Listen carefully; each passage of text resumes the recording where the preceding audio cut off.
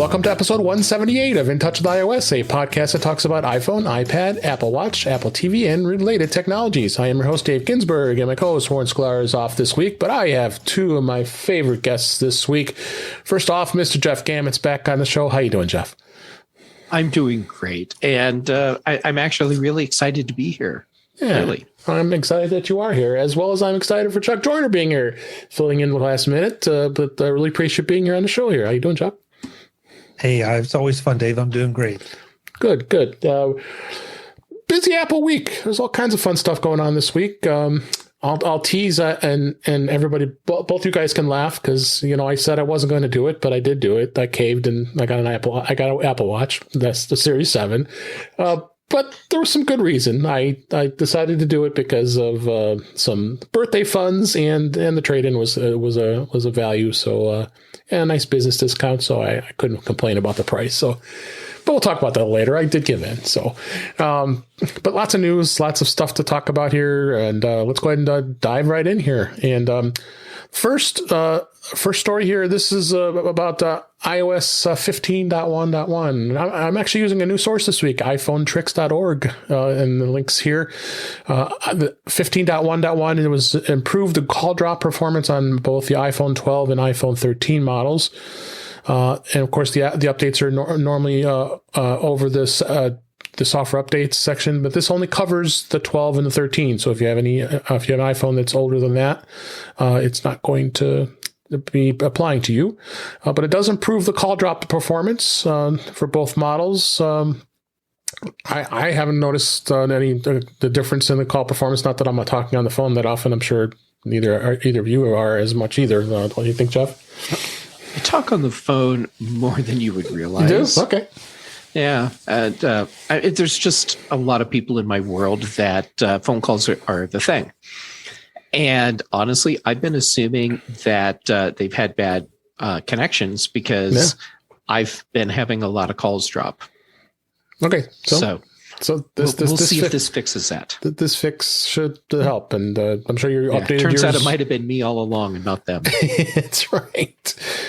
And Chuck, you updated yours. Did you notice any difference?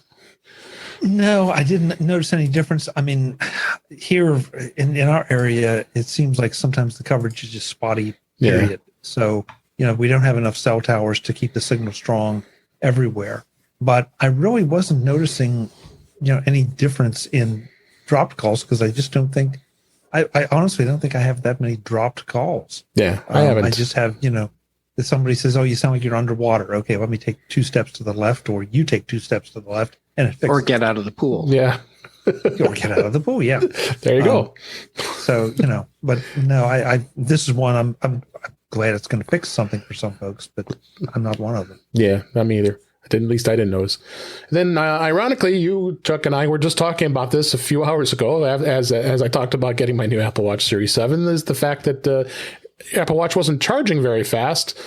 Turns out there's a fix that just got released as we record this. Watch 8.1.1 is a fix for the charging issue. Of course, it can be downloaded through your software update as you normally do. According to Apple's release notes, the update addressed an issue that would cause the Apple Watch Series 7 models not to charge as expected for some users. And I think some of us did experience. I can't really say much as I've only had the watch for about 5 hours. But Chuck, I think you could probably say more further than that. Well, yeah, I noticed that my watch wasn't charging as fast. But to be absolutely fair about it, I was using an old watch charger, and I was not using the one that came with it. It was just one of those things like, okay, this is something I just don't swap out watch chargers very often. Yeah. But so I'm torn. I think what I'm going to do is I'm going to wait until tomorrow to update the watch, and then do a test and see if it charges any faster than my perception. Because I mean, my series, let's see, this is 7.6. My series 6 was charging, my perception was more than fast enough for, and basically I don't mind saying that, I wear my watch 24/7. The only time I don't wear it is in the shower. So that's when it goes on the charger. Yeah. And that's always been more than adequate to bring it back to full. And now the 7 was not. So now I'm anxious to try the software update before swapping out watch chargers. So one way or another, I'm going to get back to, getting the watch fully charged quickly. Now I just want to see if the software makes a difference. And I've got the original disc with the Apple made, the $80 thing with the charging base. So it's gonna be interesting to see how long it takes to charge overnight. That's at my bedside when I charge my watch each night. So if I find it's going to be too slow, then I might need to question, finding the faster charger. But like you said, you made the comment, the new plug is now a USB-C. So it did where the other cords were the USB-A connectors. So I could see that being a difference too. Is I plugged it into my 90-watt charger here, and I had to charge it up just so I wanted to make sure that update went through, and it charged pretty quick. So Jeff, I know you don't have a Series 7 watch, but I don't know if you have much anything you'd like to add. Actually, I've had a conversation ongoing with a couple of friends that have Series 7s where they were asking me about charging problems that they were having. And since we're using the same charger platform piece, a Nomad all-in-one charger, we were speculating that the watch was getting knocked loose from the charger, and therefore they weren't getting the charge they were expected. And then the update comes out, and turns out, well, maybe it wasn't the charger at all, and it's just the software. Okay. Do you have something else to add, Glenn? Yeah, just to be clear here, and again, this is my understanding of it, and from just researching this for like 10 minutes this afternoon. But I don't think the watch should the 7 should be any different charging than the 6. It's just that now with the 7, you do have the option of doing the fast charge. Right. So that's Jeff. It'll be interesting to see if your friends, if the software fixes that, or if we all need to do the upgrade, to the new charger and make sure it's plugged into a power. I can't say it's a power cube that is adequate to charge it. Fire watch. So yeah. Thanks, Apple. More chargers you got to buy. Well, David, that brings up an interesting point. There are a lot of third-party chargers out there. There is. So what does this do to them? Do you not? Are you going to be able to replace them, upgrade them, or are you going to have to settle for the regular charging as opposed to the fast charging? Yeah. Do that again, Chuck. That was awesome. Yeah. Put those fists up. Yeah.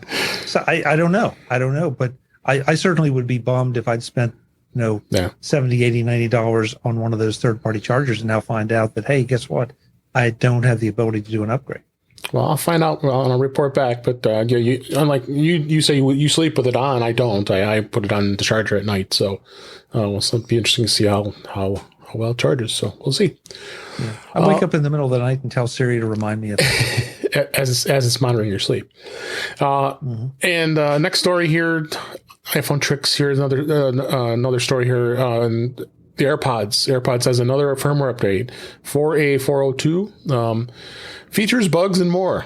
And I don't really see much what these updates. It fascinates me that Apple releases these firmware updates for the AirPods, and they give very little of any information on what they do other than I guess it has to be updated. And this article does go through and how to check which firmware version what you have, and you connect to the AirPods. You go to the settings in Bluetooth, and you can tap the icon next to the AirPods name, and then if you see the version number, it'll eventually update. It's not like all of us who like to make sure everything gets updated right away, and I think all three of us do. It doesn't go that quickly. So, what do you think, Jeff? I have a problem with the way Apple does firmware updates on AirPods. I do. This is such an opaque thing, and most people will never have any idea that their AirPods have firmware. I mean, of course they do have firmware because that's how it works, but they would have no idea. And if something has gone wrong and for whatever reason their AirPod firmware updates aren't installing, they'll have no idea I mean, it seems to me like this should work the same way as it does, say, for an Apple Watch update, where you get a notice on your iPhone at some point. Do you want to go ahead and install? And why not just give us the same thing for our AirPods? There's an update available, ready to install. Yes, exactly. No, exactly. It's just crazy. What do you think, Chuck? Well, I have a question about the updates, but we'll save that for in a minute. I don't know. I guess I see this as one of those things where Apple, once again, is trying to make it as transparent, as easy, and as ungeek-like to use this particular product as possible. And so, again, I think, here for this audience, for the three of us and for this audience, we say, well, we want to know what's going on and what's changing, what's going on. Yeah. And most of the world really doesn't care. My AirPods work. And so, and hey, they sound better. They sound a little worse. They sound a little different. As long as they don't sound worse too many times, then who's going to care? Yeah, but when we get the updates, like one of them recently, it did something with the audio, and my AirPods Pro have better sound now than they did before. What if you don't know these updates are coming, and you get that better sound, and you're like, what happened to my AirPods? They sound different now. And you would have no idea why. I mean, I appreciate the transparency of this is just a thing that works and you don't have to think about it. That's great for a lot of people. But when it makes a change that they actually notice, that it would be nice to have something that says, hey, this was installed and here's what it did. Or here's this update. Are you ready to install it? I mean, there'd be nice to have some communication in the process. Yeah, I agree. I don't disagree, Jeff. I guess, I balance that with the fact that I wake up every morning and, I see how many app updates I have. And it's like, oh my God, could we just. Yeah, 28 this morning for me. Yeah, exactly. And it's like, okay, what are they doing to all those? And you really think I'm going to read the release notes? And I think sometimes developers just say, you know what, nobody's reading this stuff anyway, so I'm not going to publish it. It's just I'm going to try to keep the app working as best I can. So, yeah. But I do have a question for you guys about your AirPod updates. I noticed that my AirPods suddenly, and it seems coincidental with this, they suddenly became unpaired from my phone. And so, as soon as I, repaired them, it was fine. And so I didn't know if it was just one of those little hiccups or whether it had something to do with the update. Have either one of you seen that? I have not seen that. Not me. Okay. Just curious. Yeah, it's well, I mean, AirPods, the connections in itself always seem to be weird, to say the least. Because I always make sure that the auto connect is turned off. I want to control when it connects, because I got two Macs going here. I got a couple iPhones going. They're all going to connect if you're not careful. If I sit there and pick up my iPhone, I say, "Oh, look, your AirPods are here." I was thinking, if I'm one false move, especially during a podcast, I'm going to lose my AirPods. So. Oh, yeah, I can see where that would be a problem. Yeah, so it's happened. Not that because of that, but you got to be careful. Yeah, but David, it's funny because just tonight I was having dinner and I was watching something on my iPad and listening to it, obviously, and then a phone call came in and the video dropped out and it's like, what happened? And then like a second and a half later, I realized that the phone is ringing and I answered it there, and then finished with the phone call, and guess what? It went right back to playing what I was playing on the iPad. Yeah, I just doesn't ever seem to work. See, that's actually really cool when it works. Yeah. When it works. And now in Dave's situation, it's a problem because he's using AirPods right now. If his phone rings, now he's lost his audio for the show.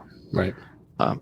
And now I have the auto thing turned on, and it's a total crapshoot. Exactly. It is.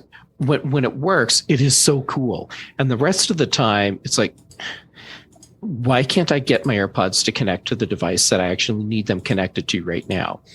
And in many cases, I have to manually connect my AirPods to my iPhone, even when they're not being used by any other device. Yeah, for sure. It just works. All right, next story here. This is on 9 to 5 Mac. Amazon, the Photos for iOS is overhauled with memories, feature, and simplified home screen and more. Amazon released a new Amazon Photos app for iOS devices, redesign experience, and make it easier than ever to find photos, revisit memories, and more. They announced this in a blog post, and they do a few simple things like simplifying the home screen, remote control for your memories, easy to find photos. But this sure sounds like a lot of the stuff that Apple's already done with their Photos app. I don't know. They think that. What do you think, Chuck?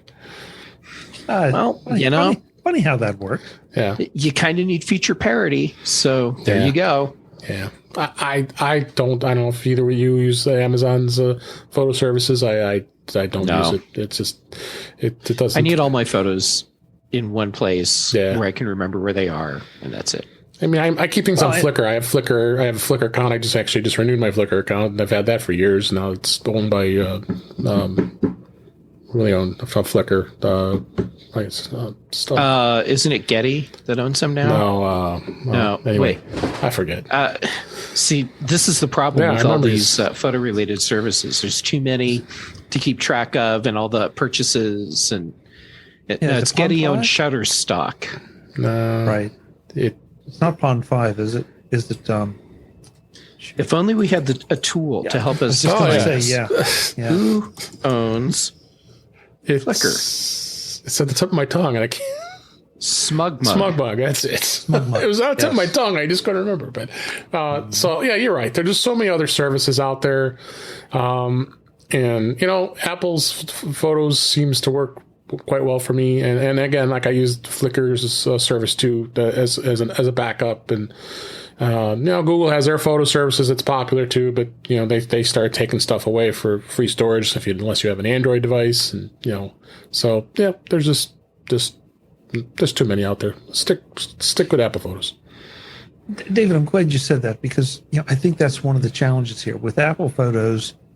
I mean, it feels like for the most part, somebody's going to send email, but it feels like for the most part, you turn it on. I mean, you either have it or you don't. You turn it on and it works or it doesn't. But with all the other services, there's always a little gotcha somewhere. It may be that your photos don't get uploaded and stored in full resolution. Or like you said, you have to jump through this hoop to make sure it's turned on or it's doing what you want. Right. And I mean, I feel kind of bad for them, because I feel like now wherever you're entrenched, you're probably entrenched. And it's painful to move. But at the same time, I think there's some definite benefits to moving to Apple Photos from one of the others. Yeah, absolutely. Other next story here, I wanted to talk a little bit about Apple stock today. Actually, is at an all-time high as we record this. More so, I'll be very happy with that. I'm very happy with that as well. And I think it has a lot to do with the fact of all the latest Apple Car rumors. They just changed a leader that's going to be looking at the Apple Car, and then there was some rumors about the fact that they're going to be a completely autonomous car, maybe not even have a steering wheel or any of that. Jeff, what do you think? I mean, I think this is really what is really pushing the stock to go higher, as well as I think this is an exciting new world that Apple's been talking about getting into in the automotive industry, especially with electric cars. Well, okay. I'm certain you're right that the stock got its little goose because of the new Apple Car rumors. And I think part of the rumor is that we might even see this still rumored car as early as 2025. And right. If that's the case, well, that's another reason for the stock to shoot up a little bit. Here's the problem that I'm having. Making a car is not easy, and it's not fast. No, and what I mean by making a car is the whole process of designing the car before it actually becomes a production model. So if Apple has a car that can be released as early as 2025, it's basically done. And they've been building and testing iterations of it to make sure that it's going to be safe. Yep. But the other thing is, the part of the rumor, no steering wheel, no pedals.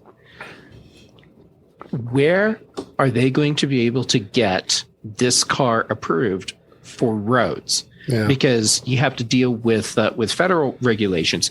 And now, granted, I'm talking just United States right now, but it's similar around the world. You have federal regulations, and then you have state level regulations.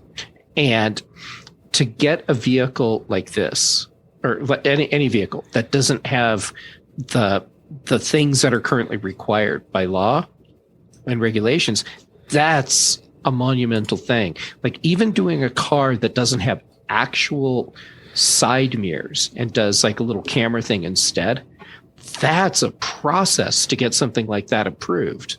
So doing something like this, where it's a radical change from what we see in car manufacturing today, that's not happening by 2025. And I can't see a car like this being manufactured for use on public roads.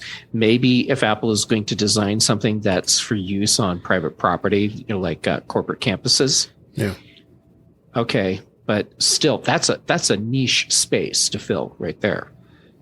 Yeah, I agree. Yeah, it's interesting. They do have Kevin Lynch, who was leading up the Apple Watch team, now as part of this project, as they say. Boy, I think it's aggressive. If they're saying 2025, that's not too far away from now. 4 years to get a car off the ground and ready to go. And like you said, getting through the regulations. It's going to be interesting. Yeah, well, they've been working supposedly on this car for a long time now. Right. And if that's the case, okay, they've had some time to get to where they would need to be for a 2025 release, but still, that seems kind of fast. Yeah.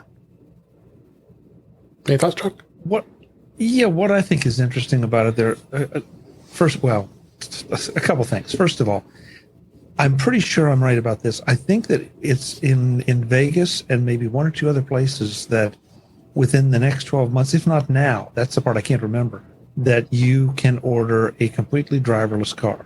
Like literally nobody in the car. No surprise, Vegas. Well, but look, you got to start somewhere. Yeah. And so, will that be the way, to Jeff's point? I don't think all of a sudden here in Pennsylvania, you're going to say, yeah, we're going to turn you loose in an Apple car to go from Philadelphia to Pittsburgh to Scranton and to Harrisburg, with all the issues, so it may be one of those things where it's going to have limited access or limited range or limited routes. Right. Mm-hmm. But, I think this is not going to happen. Everybody wants to snap our fingers and see it happen magically. It's not going to. It's going to roll out in stages and in little fits and starts. And I think, the Vegas thing, because if my timetable is right, then that makes it more like between 3 and 4 years. And the technology can improve that much. And more importantly, the acceptance of it can improve that much. Because the insurance companies are already trying to figure out what to do with this. Mm-hmm. I thought of another place where this could be a really cool technology and where you could roll it out without having to rely on getting approval for public road use.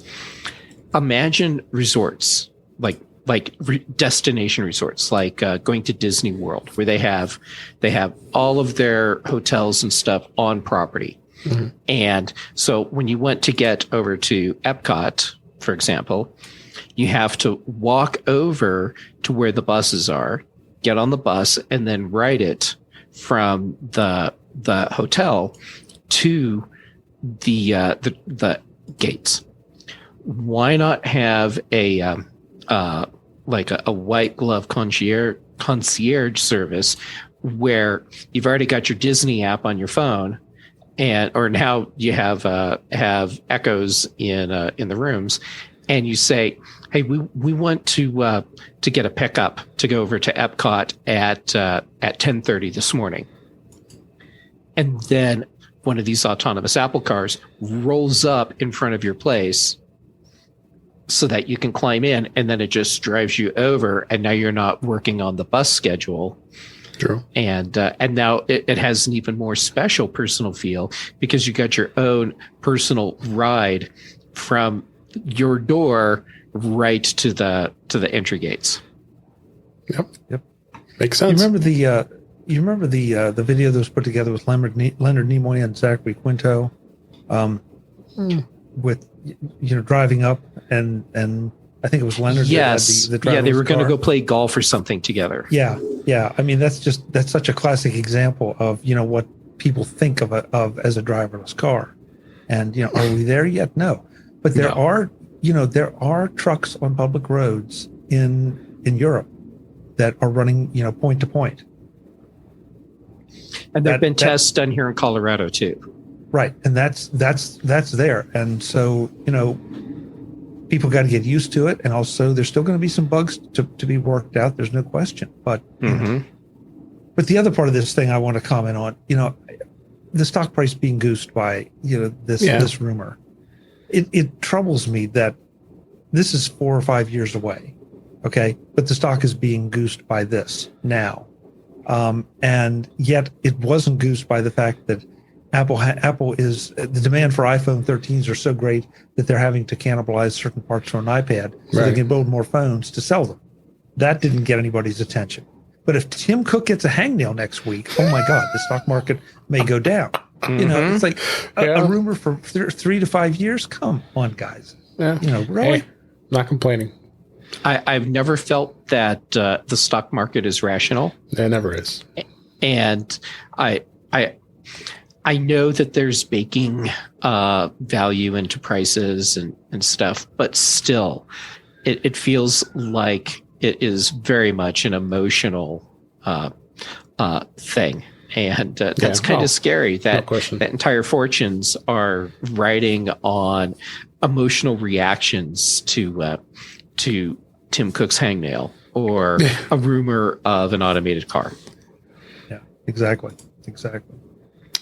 All right, let's go ahead and move on to the topics this week. We talk every week about beta. This week, iOS 15.2 beta 3 got released and added some more tweaks and other things. A couple things that's added.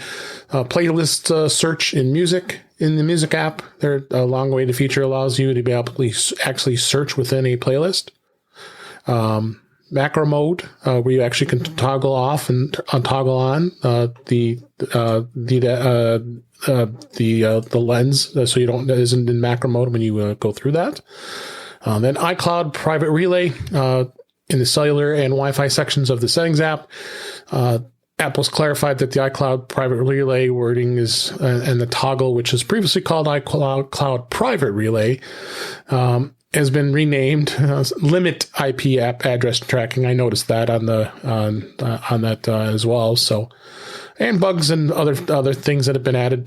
Jeff, have you noticed anything in any devices you're testing? What I've noticed is that my iPad that I'm running it on is very stable. Okay, good. So this definitely could be coming sooner than later.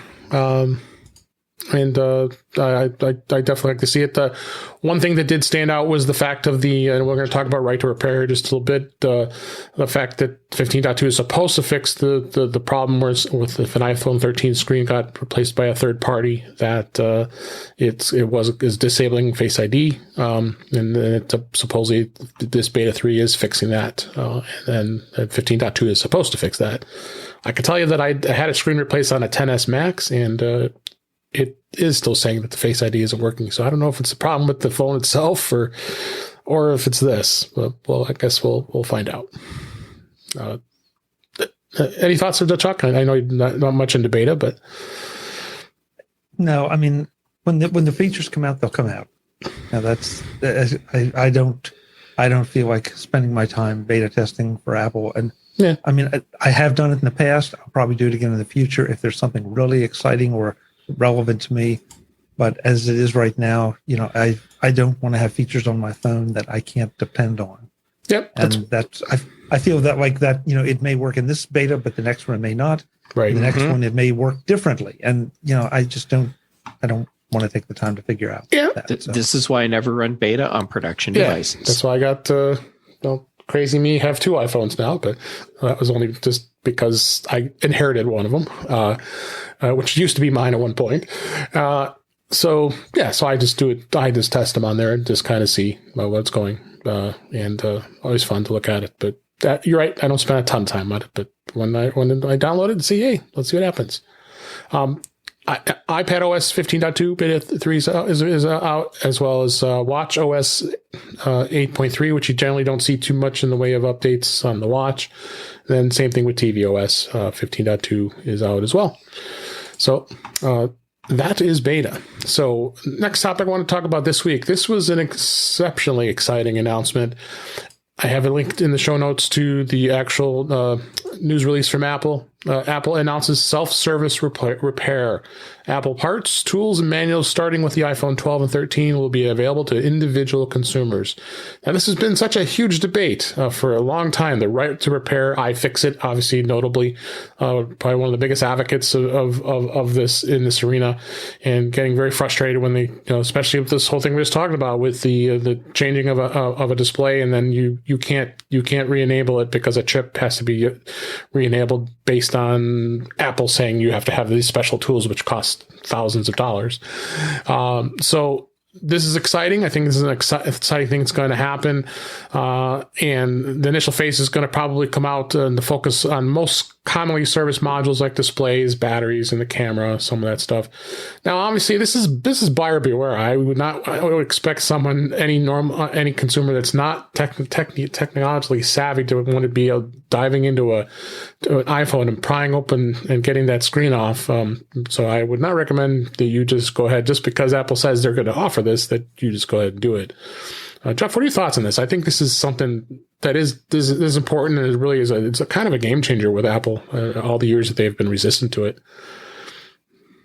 In other news, we will be doing do-it-yourself brain surgery next week. That's right. I look, I get it. I get it. And if you're a tinkerer, that's fine. But these are sophisticated pieces of machinery that are very, very expensive. Yeah. And, I don't mind cracking open a Mac. Well, in the old days, I didn't mind cracking open a Mac to replace a hard drive or add RAM or whatever. But replacing a screen with all the tight tolerances and everything, and I know I'm going to get hate mail for this, but I hope that Apple does some kind of disclaimer that if you're tinkering around in your machine, you're not necessarily voiding your warranty, but there will be a charge for us to fix what you break. Yeah. I think that's only fair, because up to this point, you had to take it to an Apple dealer or authorized repair center or whatever. And they were pretty darn generous with, things about, okay, your phone is going to require this or that. We're just going to give you a new phone, same model, in some cases, an upgraded model. Right. Now I'm going to screw around and then find that I can't finish it and take it in. And I kind of hope Apple doesn't, pull those people's fat out of the fire, because you're going to cost Apple money. And, that just doesn't strike me as, look, I was never a gearhead. Okay. But I could do certain things with my car until it became computerized. Right. And then me too. No, I'm going to take it into the dealership. They're going to plug in the computer and the car's going to tell them what's wrong with it. And I kind of feel that there's a parallel here that, if you are one that wants to dig around in there, good. But, if you make a mistake or you get in over your head, I think you got to pay for it. And I think Apple's put this kind of a disclaimer in the news in the news release, saying it's intended for individual technicians with the knowledge and experience to repair electronic devices. For the vast majority of customers visiting a professional repair provider with certified technicians who use genuine parts is the safest and most reliable way to get a repair. So at least they've got the disclaimer in there. It'd be interesting to see who can sign up for this service and be able to access the parts. Is really the big thing. Guys like iFixit and all these third party, like our friends at I'm in Max, on the Mac show that is sponsored. They're obviously a certified repair facility. Now, this is probably, if anything, those types of shops is going to make it easier for them to get parts than it had been in the past, just because of this type of service, I would think. Yeah, maybe. When Apple dropped the announcement, my first thought was, well, this is a brilliant way to drive more customers to the Genius Bar, because now you're going to show up and have them fix the thing you tried to fix. Yeah. But while I'm looking at the overall thing, thinking, okay, this is great. So now Apple has changed course and created a system where people can do some of their own repairs. I'm not looking at this as an altruistic move on Apple's part. I think this is a strategic legal move to try and prepare themselves to have some control in the whole right to repair process, as opposed to leaving it all up to government agencies to manage how this is going to work, and also to stave off potential lawsuits about or from people that feel like Apple is preventing them from working on their own stuff. So it's on one hand cool, but on the other hand, this is a legal move. Yeah, Jeff, I agree. I think it's strategic, and the thing is, I think you're right. I think it'll drive more people to the Genius Bar again to fix what they break while they're trying to repair it. Which means that I'm going to have a harder time as someone who recognizes my limitations and doesn't want to poke around. And now I'm going to have a harder time getting to the Genius Bar to get something fixed. So I don't think there's going to be that many people doing this. No. Like right at the beginning, there's going to be this rush because people just want to. But once we get through that novelty part, then I think most of it is going to be just kind of background noise in comparison to the number of people that are just going to the Genius Bar initially. Yep. Does anybody else feel like this is one of those cases where the press, the media, everybody's hammering on Apple? You're doomed if you don't do this. You're doomed. You're doomed. You're doomed. And now Apple's done it. And Jeff, I think you're right. After about 6 to 8 months, I think it's going to be a non-issue. I think it was David that said, maybe it'll make the authorized repair people have a little easier access to parts and manuals and repair procedures. Right. But beyond that, I hope that's the case. Yeah. And I kind of this may also be Apple thumbing their noses at third-party repair centers, and by giving individuals a way to get into the repair process as opposed to taking their stuff to a third-party center. It's very possible they'll scrutinize, just the normal consumer who goes and says, "Hey, I want to buy this screen or I want to buy this part," and then have to give them a disclaimer. Hey, you're on your own. You've got if something happens and you damage the phone, we're not covering it under warranty. And if you're doing this, you would think maybe they're doing it out of warranty, taking a chance, which is very possible. People drop and crack their screens all the time. I did it with the 10S. I didn't do it. My sister-in-law did, but the 10S Max I had was cracked screen. So I didn't want to pay Apple $350 for a screen for a phone that's 3 or 4 years old, when I can go to a third-party repair place and get a third-party part. And I did it that way. Now, you want to buy genuine parts, definitely. I mean, you want to find that the quality of the parts that you're getting are going to be good. And in most cases, I think those parts that are out there are, of good quality. But, I think they're going to definitely have to have some sort of disclaimer. I mean, I just can't imagine, someone going and buying a screen or even the battery. I mean, replacing the battery is not exactly a easy feat either. With pulling the tabs out and getting this out and, Well, even the pros have trouble with this sometimes. Yeah. I had I think it was my iPhone 10 back when I had that. Dropped it and cracked the bottom edge of the screen. Took it into Apple, and it was still under Apple Care at the time. And they replaced the screen and bricked my phone. Yep. And they showed me my phone, and they're like, "We are so sorry that this happened." And the screen just looked like a rainbow static. Yeah. And they apologized and said, "And here's your replacement iPhone 10.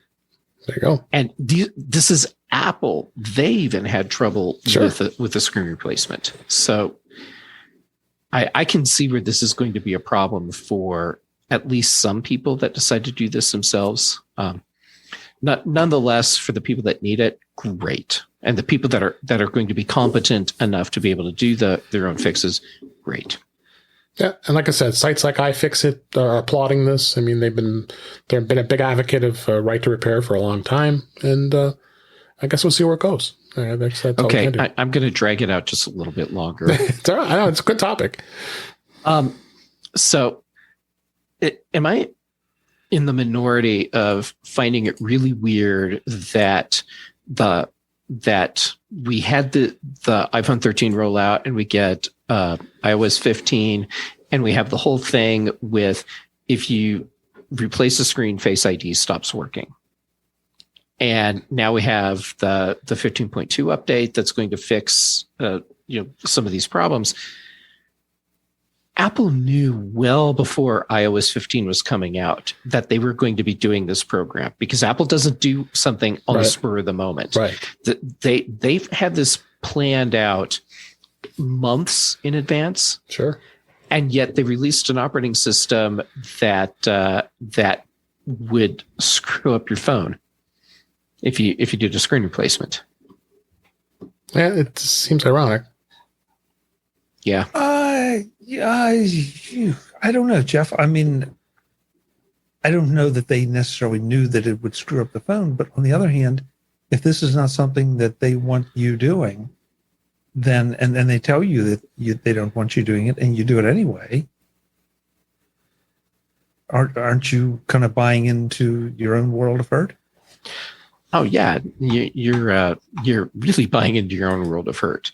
But at the same time, they're making this program available to people, to the public now, and it just seems odd to me that they would have it in the software that it's going to bork your phone, knowing full well that they have this new program rolling out.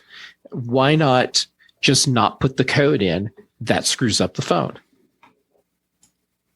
But they're taking the code out that screws up the phone. They are, but they had to put it in, and they knew that they were releasing this program, and yet they still included the code that was going to screw up the phone. But you don't know when the timetable was decided. I mean, they could have made this decision to do this now when it's really, or that could have been projected to be a 6 month, and they just moved it up. That's possible too.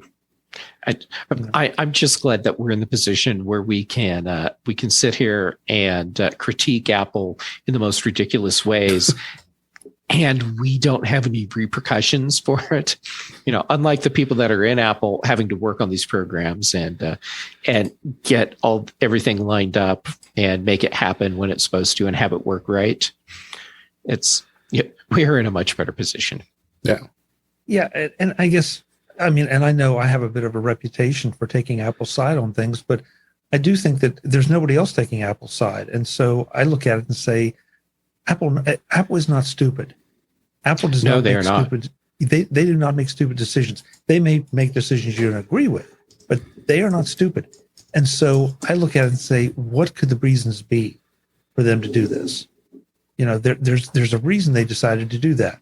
Because you're right, it doesn't make any sense for them to go to that trouble unless they really were fighting the right to repair thing, or they knew they were going to have to give in at some time, or they really wanted to discourage the use of third-party parts, or they wanted to sell the idea that our phones, Apple's phones, are so secure and so private that there's no way for you to lift the Face ID sensor out and replace it and maybe give somebody access to something you don't want them to have.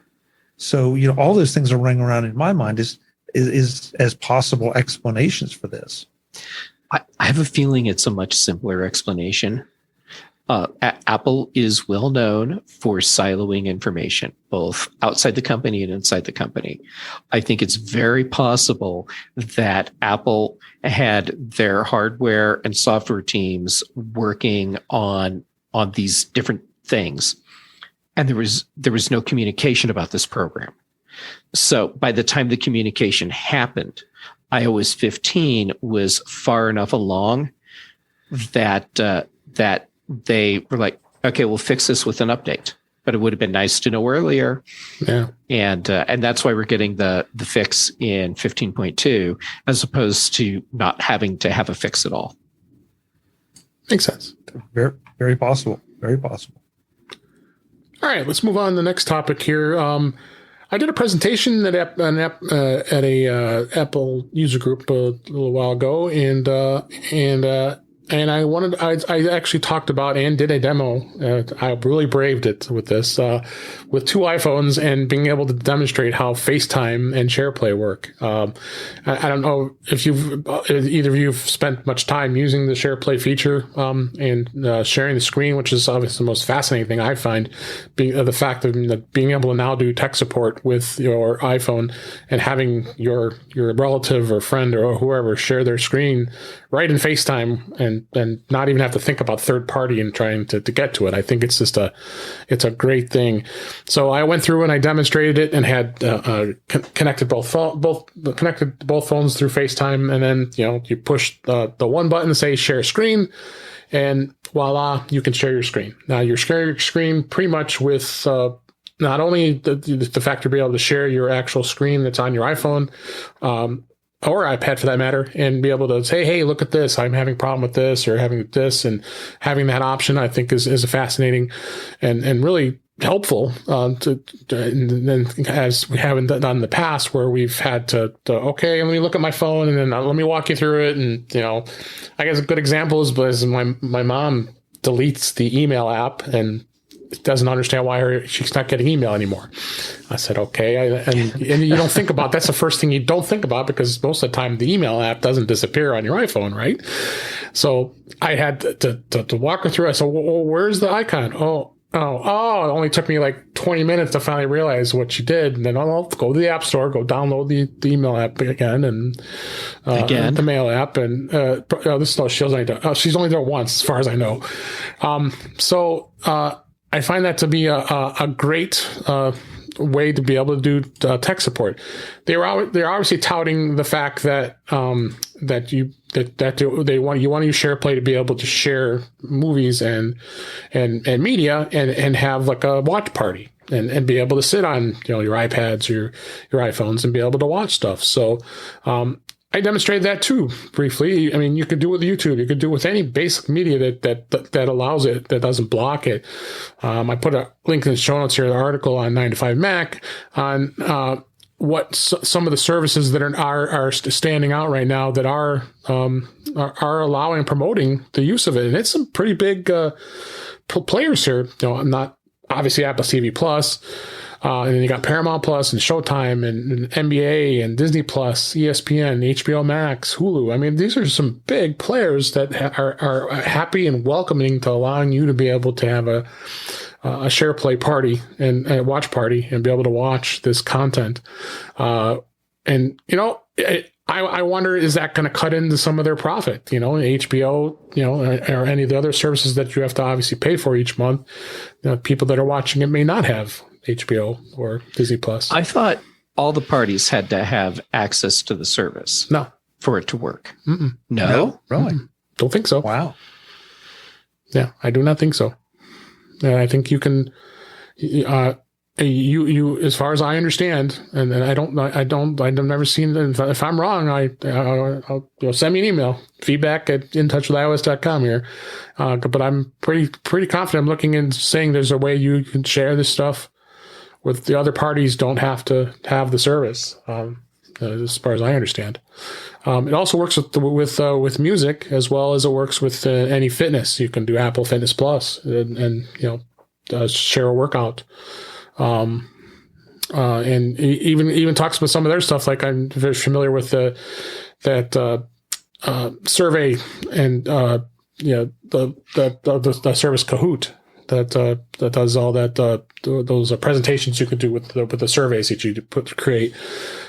You could use SharePlay as opposed to having to tell people to go, because you know how painful it is at those sites. The Jackbox works like that, where you have to go to the site and then put in the code, and getting people to figure out how to do that can be a bit challenging. And yeah, it even mentions have fun together. You can go watch TikTok movies, videos together. So I think Apple did just an amazing job putting this together. I don't know if Jeff, have you spent any time doing any SharePlay type of content on FaceTime? I haven't, and I lament the fact that I haven't had the opportunity to do that yet. It's honestly what's probably going to happen unless I have a friend say, "Okay, let's just test this." I need to wait for my parents to have a problem. Yeah, and then when they call me, I'll say, "Okay, we have to switch over to FaceTime call. Hold on." That's the first question. Yes, right? Yeah, and then say, "Okay, now let me see. Let's share your screen, and I can see what you're doing." Because prior to this, it's been a matter of one person takes a photograph of someone else's screen and then texts it so that can see what's really there, and this will be a much better process. Yeah. Oh, there's no question. There's no question. Have you tried it at all yet, Chuck? Have you had any opportunity? I haven't. And interestingly enough, I really haven't seen a use case that I would be interested in until Jeff explained his. And then it's like, oh, yeah, okay, I get it. Tech support for families. Tech support. This is going to be awesome. That's what will probably come into our life, our world, is using that. I'm going to think of that as the first thing that anybody asks me a question about getting with a problem with their iPhone. Hey, let's get on FaceTime. Let me share your screen with me. Yep. But Dave, I hear you're starting a new show every Friday night, 9 p.m. to show TikTok videos via SharePlay. There you go. I'll stream it live on YouTube, right? There you go. There you go. It'll be awesome. As we stream this show. Dave will be the new TikTok king. I haven't even. I mean, I have a TikTok account. I don't think any of you have spent a lot of time on it, but it's TikTok. So. Sure, you haven't. Yeah. Sure yeah. Dave is just being modest. He's the TikTok king. Okay. I mean, you should see his videos where he shows how to do the latest dance steps. Yeah. Yeah, where he invents the most ridiculous recipes, but they actually taste good. I'm really looking forward to when we start seeing all of his duet videos, and for people that are into TikTok and they know what the duet thing is, they're like, I want to see Dave's duet stuff. Yeah. Jeff? Have you seen Dave's sewing videos? I mean. They're the best. Boy, what have I set myself up with here? I mean, they're the best. I mean, just the way, the detail in his stitches. It's like seams that are so good, you can't even tell it's two pieces of fabric coming together. It's amazing. Yeah, it is fascinating. So, but I'll probably future videos showing you the demonstration I did, and I definitely like. People should check it out, see what it's all about, because I think not only is the tech support part of it, being able to share your screen is a huge add-on that sometimes people may just want to be far away and be able to watch videos together. So, yes, I mentioned earlier that as we record this today, I made a purchase. I purchased the Apple Watch Series 7. Shout out to Madison at the Apple Store, and my local Apple Store here. She was great, and I even mentioned the podcast, and she's subscribed and she'll be listening. So awesome. Hi, Madison. Shout out to you, Madison. And she was very helpful. And I could just talk about the experience in the Apple Store. I just, every time, and I'm sure you guys experience the same thing. I just thoroughly enjoy going into that store and then getting immersed in the customer experience. The purchase was relatively flawless, and going through that, they took my trade-in. I got $210 for a Series 6, and which I thought was sufficient enough for what I needed. And that credit right towards it. And then, you want to go to the table over here? You want to set it up? Sure, why not? And the Apple Watch, is taking a lot less time, I'm telling you, to set up. I'm sure you guys have done it and done it at home recently. It just syncs. My backup restored almost immediately, and I think I was done with the whole process probably within 15 minutes. That's pretty cool. It's gotten a lot better because it was a pretty slow, painful process in the past. So, overall first impressions, and I'll do another review probably in the show in future episodes. Because since I've only had it for about 6 hours, so I haven't had a lot of time to look at it. But first impression, and I think Chuck, you made the same comment to me, is the fact that it does noticeably look bigger. The screen just does noticeably look bigger. It's not a bigger watch in itself, but I think that that in itself, I definitely noticed that. And the fact that I believe the screen is much brighter, crisper. I mean, I think I've noticed that too. So overall, pleased I took the dive, and I had normally waited every other model when I've had the watch, but this one I just say, what the heck? It wasn't too terribly expensive. Dave, I think the big question that everyone is waiting to hear the answer on. Yeah. What color? Oh, I stuck with the, I'll show it on screen here. People don't see. I stuck with the midnight blue.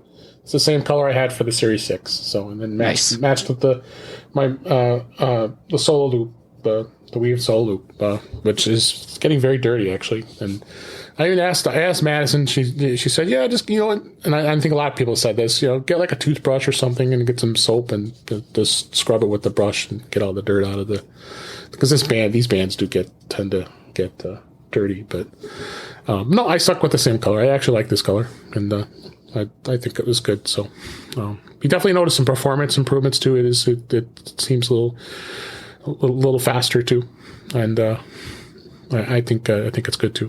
Chuck, what have been your impressions of the watch? You've had it a little longer than me. Sort of what we talked about, David. Yeah, it feels like a much bigger screen than the corresponding size of the watch. Mm-hmm. I was concerned because I don't have a real thick wrist that, at some point I'm going to run out of wrist if they keep increasing the size. But it really is not. In fact, I don't notice it on my wrist that it's any different than the other. Performance is an interesting comment because I have definitely noticed that Apple Pay seems to be faster on this watch. Oh, I will find out. I just got it, so I hadn't had a chance to buy anything yet with it. So yeah, but before, I mean, not that it was slow before, but you'd reach up and tap it, and now it's just you almost wave it right by, and it pings that it's approved. So I find that an interesting thing, and not quite sure how or why, whether it's the faster processor or what the deal is. But I would tell it's not an oh my god upgrade, but it's a nice upgrade.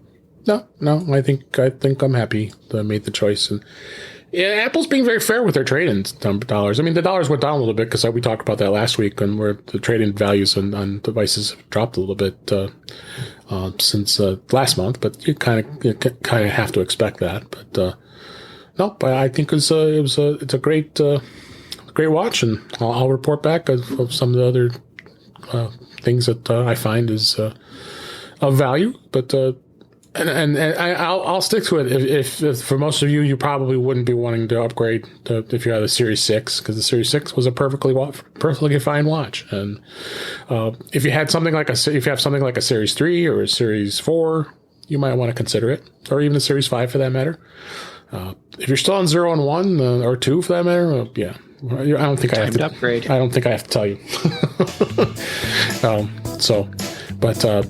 But with that, I think that's time to wrap things up here. We went this hour just kind of flew by here, and that's a lot of great topics. But let's go ahead and wrap things up for this week. That's a wrap for this week. Please send your comments, questions, and suggestions to our email address, feedback@intouchwithios.com. You can follow us on Twitter @intouchwithios. We usually live stream the show on Thursday nights. This was a little later tonight, but usually at 7 p.m. Central Time, 8 p.m. Eastern, 5 p.m. Pacific, on our YouTube channel at youtube.com/DaveG65. We also can watch all the past streams and listen to all the episodes. Visit In Touch with iOS magazine on Flipboard, where many of the topics we discuss are included on there as well. You can subscribe in your favorite podcatcher, including Apple Podcasts and many others, but better yet, go to our website at intouchwithios.com, where all the links to all the ways to listen to us are there. I'm Dave Ginsburg, and you can find me on Twitter at DaveG65. And Jeff, thanks again. As always, love having you on the show. Where can people find you? It's always awesome to get to hang out with you. So thanks again for having me back. And you can find me on Twitter and Instagram. I'm Gamet on both. YouTube.com/JGamet for my videos. Many Tuesdays, Mac Voices Live with Chuck. And Thursdays on the Big Show, Fridays on the Mac Show, and a lot of other stuff. I did Apple Context Machine today, so that'll be out in a couple days. Nice. Look forward to that. Chuck, and thanks again for coming on to the show again. And where can people find you? MacVoices.com is where you can find everything that we publish. We're in the middle of doing our holiday gift guide shows to help you spend your money and maybe solve some of your gift-giving problems. Mac Voices Live Tuesday nights on YouTube at youtube.com/MacVoicesTV with Jeff and David and a lot of other of our friends. We'd love to have you come by there. Yeah. 5 p.m. Pacific, 8 p.m. Eastern. And I'm on the socials as @ChuckJoyner. And Dave, you forgot to give them your TikTok ID. In touch with iOS. There you go. it hasn't been built yet. I thought it was Dave the TikTok King. No. Doesn't happen. Well, nice shirt, eh? Dave made this. Oh my God, what have I got my head to here? Let's get out of here. Thanks everybody for listening. I hope you enjoyed the show. We enjoy doing it, and we'll talk again soon.